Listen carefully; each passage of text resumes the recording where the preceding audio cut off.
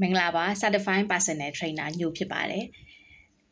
လူတွေလေ့ကျင့်ခန်းတွေအပြင်းအထန်လုပ်ကြတယ်ကြွက်သားတွေကြီးထွားမလာတာဘာကြောင့်လဲတော်တော်များများကစားတဲ့လူတွေကတပတ်ကို6ရက်အပြင်းအထန်လေ့ကျင့်ခန်းတွေလုံးမှကြွက်သားတွေကြီးထွားမယ်လို့ထင်ကြတယ်တကယ်အမှန်တရားကလေ့ကျင့်ခန်းလုပ်နေတဲ့အချိန်မှာကြွက်သားတွေကပျက်စီးသွားတာဖြစ်ပြီးတော့မှအနားယူနေတဲ့အချိန်နားနေတဲ့အချိန်မှာ recovery ပြန်လုပ်ပြီးတော့မှကြွက်သားကြီးထွားမှုဖြစ်စဉ်ကိုဖြစ်ပေါ်စေတာဖြစ်ပါတယ်အဲ့တော့ညိုတို့တွေ resistant training တွေအပြင်းအထန်လုပ်တဲ့အချိန်မှာ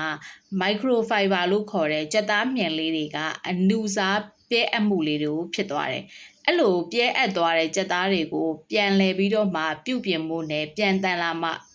မာလာဖို့အတွက် protein တွေကိုကိုစားသုံးထားတဲ့ protein တွေကိုအသုံးပြုပြီးတော့မှ recovery ယူတဲ့အချိန်နားနေတဲ့အချိန်မှာပြန်လဲပြီးတော့မှကြက်သားတွေကကြီးထွားလာတာဖြစ်ပါတယ်။အဲ့ဒီပျက်စီးသွားတဲ့ဖြစ်စဉ်တွေကိုမာဆယ်တိုင်းပဲဖြစ်တယ်လို့ခေါ်တယ်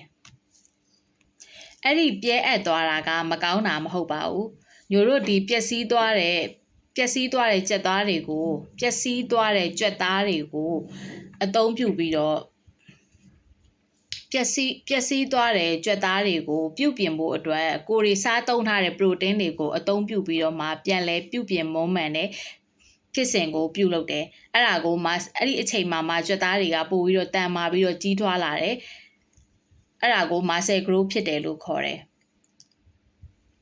recovery မလုံလောက်လို့ရှိရင်ကြွက်သားတိဆောက်ဖို့အတွက်ကလည်း recovery မလုံလောက်လို့ရှိရင်ကြွက်သားတိဆောက်ဖို့လည်းမပြည့်စုံဘူး injury ဖြစ်နိုင်ခြေလည်းမြင့်မားတယ် result ကောင်းလည်းရလာနိုင်မှာမဟုတ်ပါဘူးဒါကြောင့် recovery ကအရန်ကိုအရေးကြီးပါတယ်ကိုက recovery မြူပဲနဲ့ over training တွေလုပ်နေမယ်ဆိုလို့ရှိရင်ကိုက recovery မယူပဲနဲ့ over training တွေလုပ်နေမယ်ဆိုလို့ရှိရင်ပျက်စီးသွားတဲ့ကြက်သားဟောင်းတွေကပြန်မဆက်ရသေးခင်မှာပဲထပ်မံအကြိမ်ကြိမ်ပြန်လဲပျက်စီးခြင်းကိုဖြစ်ပေါ်တယ်ပြီးရင်ကြက်သားတွေကရောင်ရမ်းသွားတဲ့အတွက်ကြောင့်ထပ်မံတိဆောက်ဖို့အချိန်မရဘူး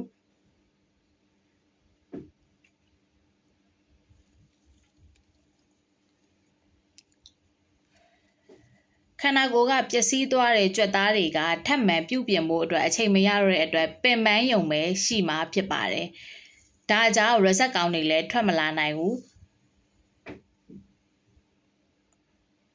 လေ့ကျင့်ခန်းလှုပ်ခြင်းက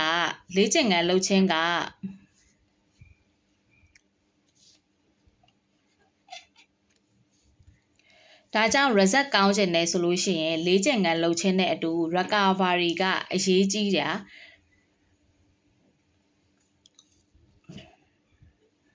result ကောင်းခြင်းနဲ့ဆိုလို့ရှိရင်တော့လေ့ကျင့်ခန်းလှုပ်ခြင်းနဲ့အတူ recovery ကိုလည်းပြည့်ပြည့်ဝဝယူပေးဖို့အရေးကြီးပါတယ်လေ့ကျင့်ခန်းလှုပ်ခြင်းကကြွက်သားကိုလှုံ့ဆော်ပေးတာဖြစ်ပြီးတော့ recovery ယူခြင်းကကြွက်သားကိုကြီးထွားဖို့အတွက်လုပ်ပေးတာဖြစ်ပါတယ်အဲ့တော့ recovery ကောင်းအောင်ဘယ်လိုလုပ်ရမလဲနံပါတ်1အနေနဲ့ကတော့ protein လုံလောက်စွာစွာသုံးပေးဖို့လိုအပ်ပါတယ်ပြဲအပ်သွားတဲ့နေရာမှာပြဲအပ်သွားတဲ့ကြက်သားတွေပြန်တိဆောက်ဖို့အတွက် protein လုံလောက်အောင်ပြဲသွားတဲ့ကြက်သားတွေကိုပြန်လည်တိဆောက်ဖို့အတွက် protein လုံလောက်စွာစားပေးဖို့လိုအပ်ပါတယ်နံပါတ်2ကအိတ်ချိန်ဖြစ်ပါတယ်အိတ်ချိန်ကိုတစ်နေ့ကို9နာရီကနေ10နာရီပြည့်ဝအိတ်ပေးမှကြက်သားကိုအမြန်ဆုံး recovery ယူပြီးတော့ပြုပြင်ပေးတာဖြစ်ပါတယ်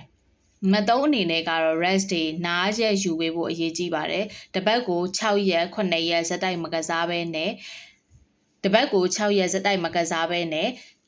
အနည်းဆုံးတပတ်ကို1ရက်ကနေပြီးတော့မှ2ရက်ကြာ recovery day rest day ကိုယူပေးဖို့အရေးကြီးပါတယ်ကျေးဇူးတင်ပါတယ်နောက်ဗီဒီယိုမှာပြန်လည်တွေ့ပါဦးမယ်